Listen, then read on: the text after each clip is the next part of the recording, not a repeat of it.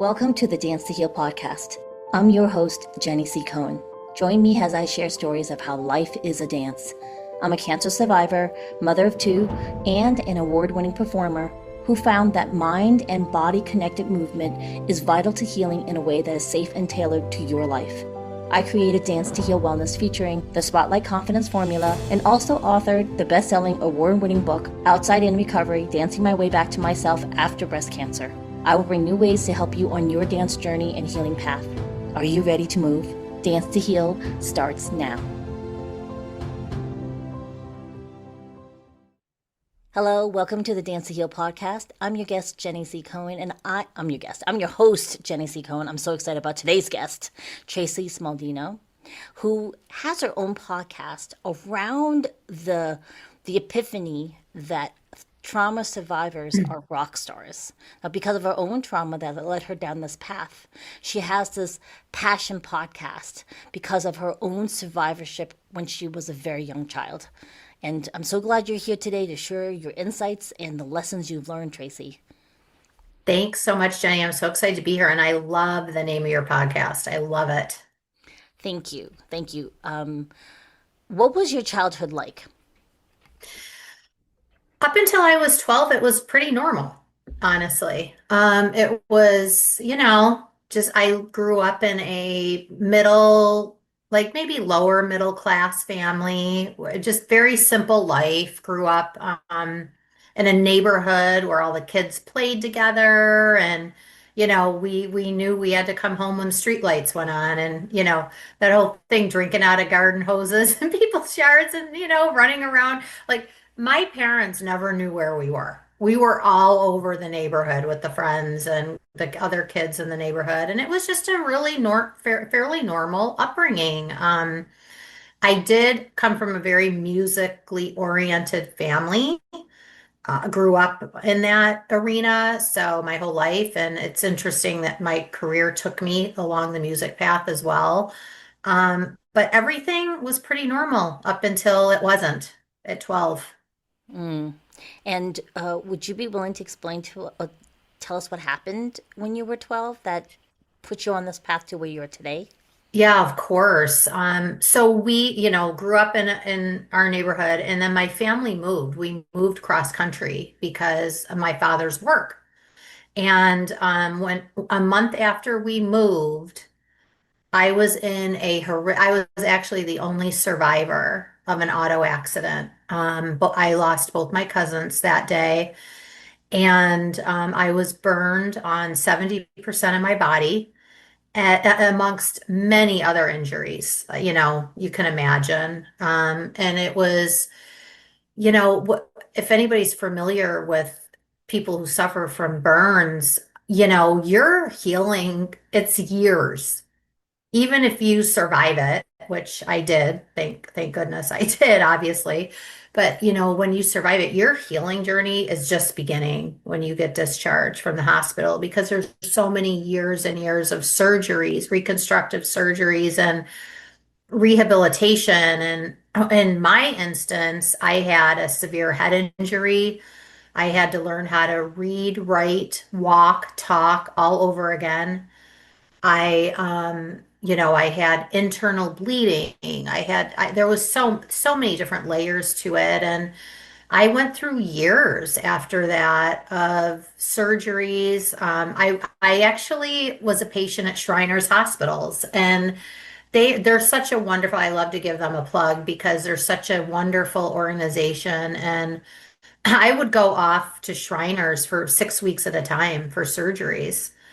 And this went on for, a few years, but they were a wonderful place, and my mom would usually come with me because I was young. This went on for 12, 13, 14, 15 years old.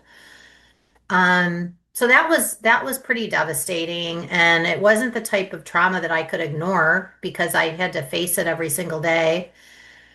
But fast forward 4 years, I was in high school, and I had, pretty much had my last surgery. So I just wanted to kind of have as normal as of a teenage high school existence that I could. And And so, I was with all my friends, and my friends had been with me from the beginning from my accident. So everybody knew my history. It was pretty well known. And we all went to a high school party.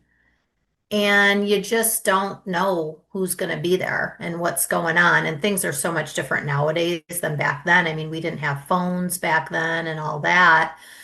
Aging myself quite a bit. Um, but we did. We went to a high school party, and I'm not going to say I was targeted, but everybody knew my story. I mean, people knew my history. It wasn't a secret. And I was at this party, I was actually drugged and sexually assaulted by several boys. So going through that trauma and having to have everything from my auto accident so still new, I didn't tell a soul because after everything that happened with my accident, it was a very high profile case. When my auto accident happened, it was all over the news. It was the police were involved. And then when I had gotten assaulted at that high school party, I was like, oh my gosh, my parents are going to pull me out of high school. I have all my friends that have been my support system through everything from when I was 12, and I was so scared and I was ashamed and I had so much fear that I'm like I'm not dealing with this. I'm just going to suppress it and live my life. Not knowing, back then that that's the most unhealthy thing you can do, but we didn't have the resources back then that we have now. People, when you talk about mental health and your nervous system, people would look at you like you had three heads, like you were nuts or you were losing your mind. And now it's so much more in the forefront, and people are really diving into mental health and your nervous system and all that. So there's so much more out there that's available for you for healing, but I suppressed it for decades. Oh yes, I'm right there with you, Tracy, Yeah, because I think it's you look very young, so I'm you're Gen X with I'm me, not, right? Right, but thank right. you. Yeah. No, I'll be by the time this episode launches from our recording date, we will be past my 58th birthday. So, 58? hmm Oh, wow. I never would. I'm going to be 55 in December, so we're from the so same time, I'm and not far behind you. yeah, Yeah. I mean, we grew up with, we grew up in the you don't cry unless you have a reason. Like if you cry And without you a reason, keep your mouth shut and you be a good girl. you'd be a good girl. And I had the added part of being immigrated to the States when I was under 5. Mm, So, you don't know the rules. You have no parents to help you with the rules because yeah. they're just wanting us to make good grades. And we were Right. we were lucky in one respect that we didn't have school follow us home per se, unless you went to a party where the kids would be up to mischief, right? I remember going to my very first high school party where they were all heavily drinking, and I remember at that point knowing, oh, this is not a safe space. Like I'm glad it was my senior year. I went to one high school party, and I remember thinking to myself, oh, there's just no adults here at all, and we're all drinking. I was thinking to myself, this isn't a good thing. I'm glad I didn't come to parties before. And you would think, oh, well, that kept you safe, and it didn't, Tracy, because then I ended up. Are you good? You still Your with me? video froze. I'm I'm plugged in. I think you froze for a little bit and came back. Are you back now? I'm back. Okay, good. All right. Yeah.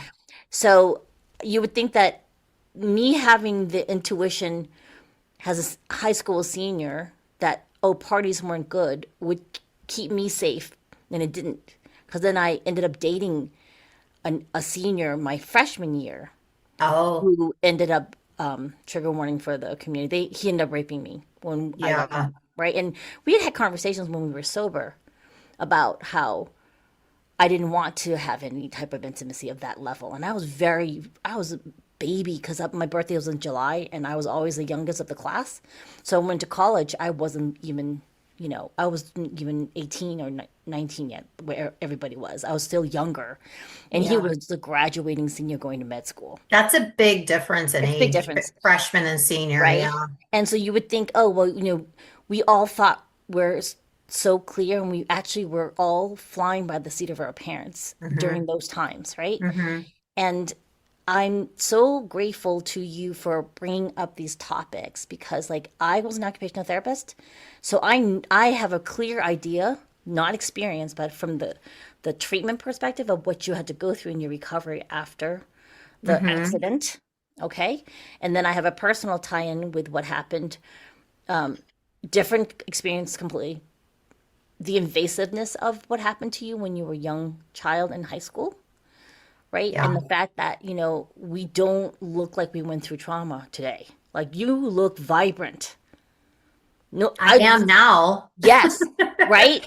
but I was, I've healed, you've healed, right? Like just because I'm going to be level one somatic trained with Liz through the workout witch. She does a lot of somatic healing exercises, Oh. right? And I've noticed that people that I meet with who have gone through, like they survived through things very few people understand. Like nobody, Mhm.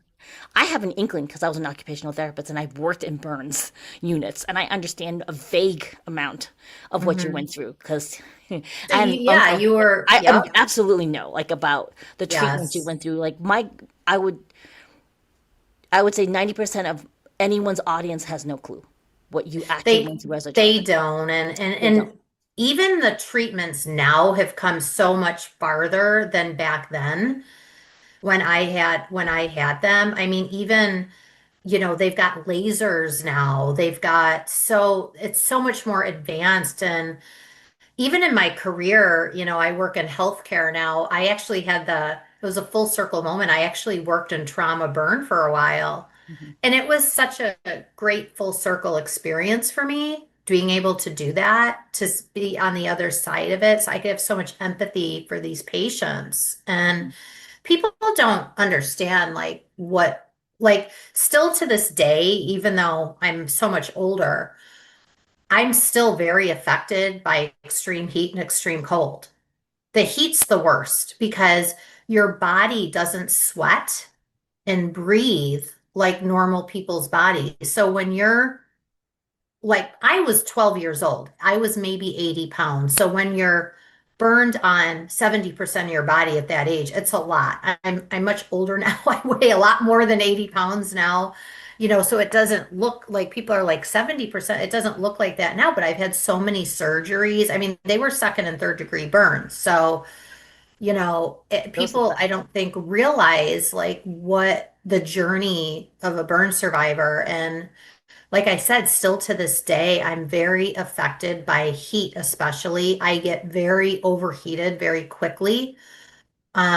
I live in Florida, so we're in our peak heat season now with the humidity. And if I'm not by water, I will overheat. I will go so quickly down. It happens so fast. You don't even see it coming. And even now, like the water is so warm, it doesn't even cool you off. So I just spend a lot of my time in air condition and get through it. But that affects you the rest of your life. It does. It does. And my mother has five brothers, and her youngest brother was in a motorcycle accident in Mm. Taiwan, quite a number of years before your accident, and he ended up having losing an eye, and I would say he was closer to 85, 90% of his body was burned. Ooh, Like he lost a finger, and they had to do skin grafts from his scalp for yeah. parts of his body. He was third degree burns for most of his I'm body. So surprised he survived that, he got honestly. married and had two beautiful children. Like, That's the miracles wonderful. of medicine. However, he does not look like you and me right now. Like the advances in medicine were not available to him. Even Right. though Taiwan is a very advanced medical country, he was so badly burned in that incident. But and he still found someone he loved that who loved him, and they are now here in the States, and Yeah. he's been able to retire as a locksmith in the Boston area.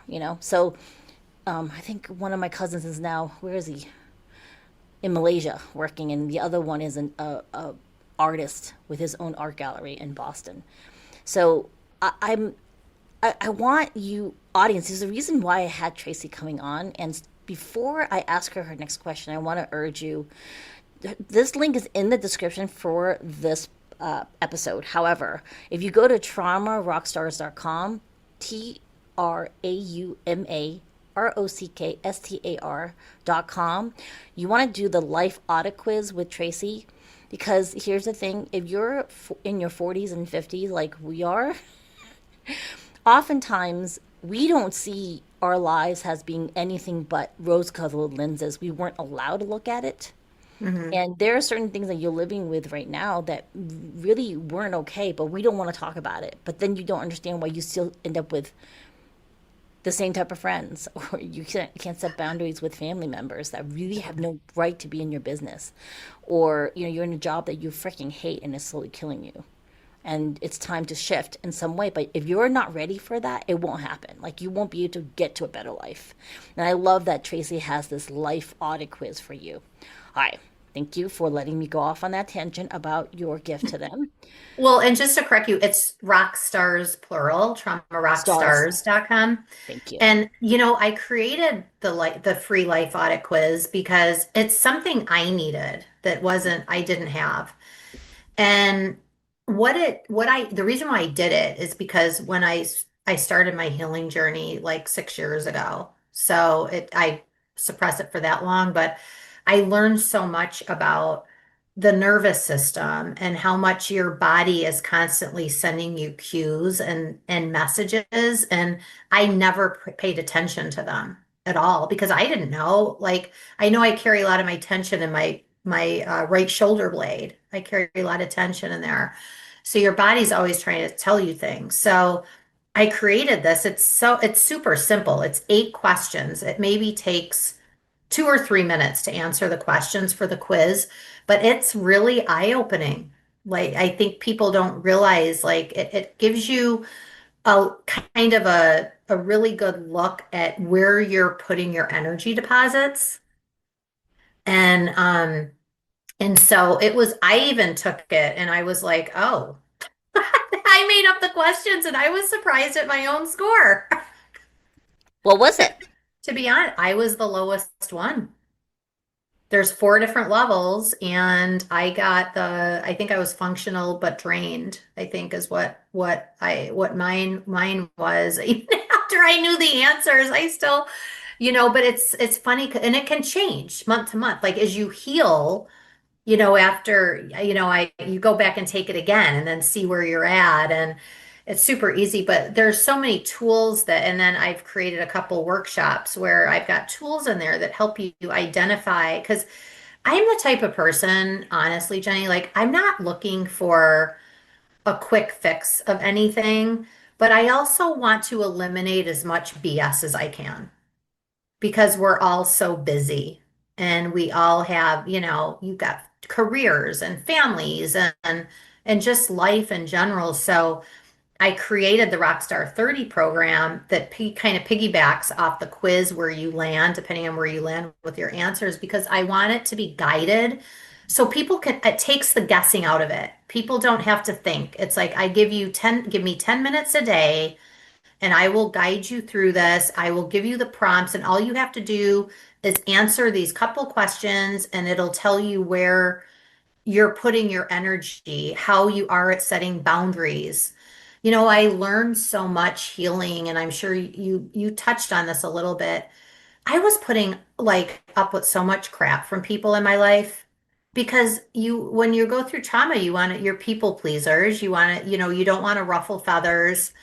And, Especially as a child, Tracy. You were a child, yeah, and you really couldn't ask for freedom because you really literally were relying on everyone else around you to save yeah. your life. So, Especially for adults. Like, you were always supposed to be respectful to adults and stuff. And I'm like, I have my niece and nephew and they're young, and I tell them, I'm like, yes, you do have to be respectful to adults, but if they're an asshole, they're an asshole, right? yeah, yeah. Like, you as a child, you need to set boundaries with people and you need to learn how to do that. And that's something that we were never taught. Oh gosh, And no.